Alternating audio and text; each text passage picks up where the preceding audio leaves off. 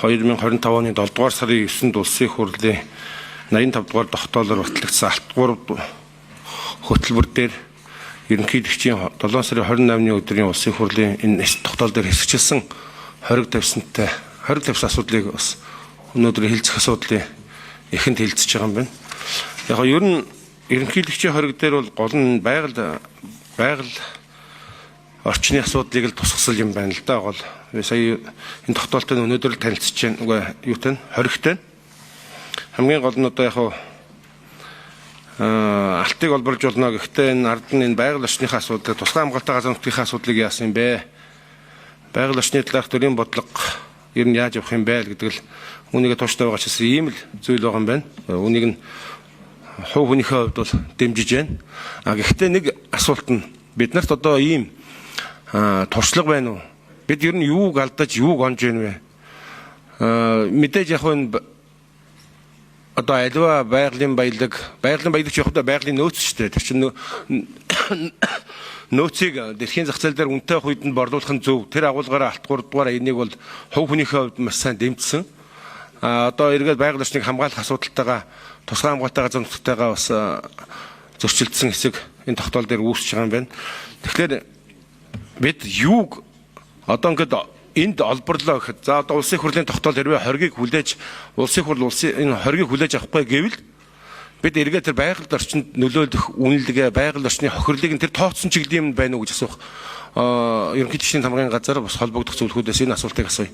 Яг ямар хэмжээний эдийн засгийн хохирол учрахаар энэ тал дээр тооцоод энэ хоргийг тавихтаа ямар эдийн засгийн тооцоол хийсэн болоо. За дараа нь тодруулъя тэгээд. За Ганбаатар гишүүний асуултанд хариулъя. Алтны олгосон байгаа лицензүүдийн тоо бол багадаагүй юм л. Өнөөдөр ашиглалтын тусгай зөвшөөрөл нь хүчинтэй 80 гаруй алтны одоо үндсэн орд байгаа. Гэтэл эдгээр нь дөнгөж одоо эдгээрээс нь 14 ордод нь л одоо олборлолт хийгдээд байгаа юм л.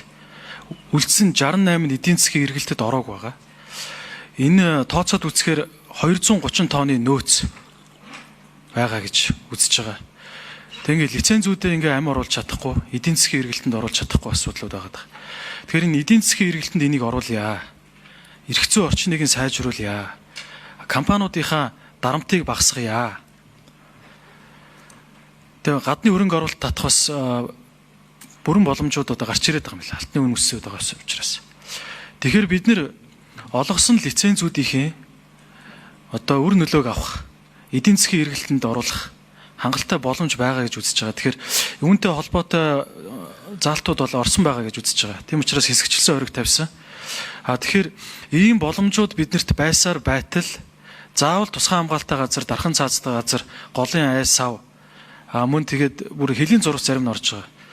Тэгээд энэ нэг судлаад үзэхээр бүр 3 төрийн тусгай хамгаалттай төрийн тахилгатай хайрхны дайрах одоо аюул нүүрлж байгаа асуудал юм бэл. Тэгэхээр үндсэндээ бол бид нэр энэ боломж бололцоо бол хангалттай байна. Тэгээ энэ алт олборлолтын үйл ажиллагаа гэдэг идэвхжүүлэх хариуцлагатай уул уурхайг дэмжих бусад холбогдох одоо эрэл хайгуулын асуудал ч байна, бусад лицензийн боломжийн асуудлууд байна. Энийг бол эрчимжүүлэхийг дэмжиж байгаа.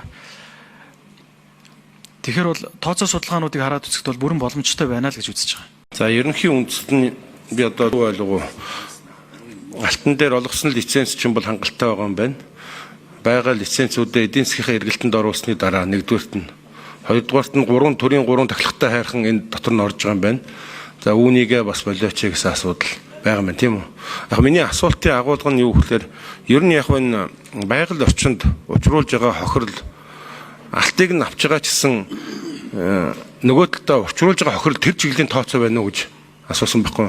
Бас нэг зүйлийг зүгээр ташрамд хэлэхэд хилийн бүсийн зурвас орсон гэж энэ дээр бол би бол маш эсрэг байр суурьтай байдаг юм шүү. Яг тэгэхээр альва улс орнууд хилийн бүсийнхээ ялангуяа яван дараа хилийн бүс нутагт маргаан гарах вэ гэдэг үүднээс нэн тэргуунд хилийн бүс орчмынхоо нутагт хайгуул хийж түүнийгээ эдийн засгийн эргэлтэнд ордог маш олон туршлага байдаг. Үүнийг бол энэ талаас нь бол дэмжих боломжгүй. Тэрнээс төрийн тусгай хамгаалттай тэр төрийн тахилгатай хайрхан хийгээд за бусад байгаль орчныг хамгааллын асуудал дээр нь бол дэмжиж байна. За Ганбаатар гишүүнд танд бас дараа нь энэ 46 47 дугаар тогтоолтой холбоотой хамрагдаж байгаа газар нутгуудтай холбоотой түүн дээр хийгдсэн зарим судалгааны мэдээллүүдийг бас тань руу явуулъя.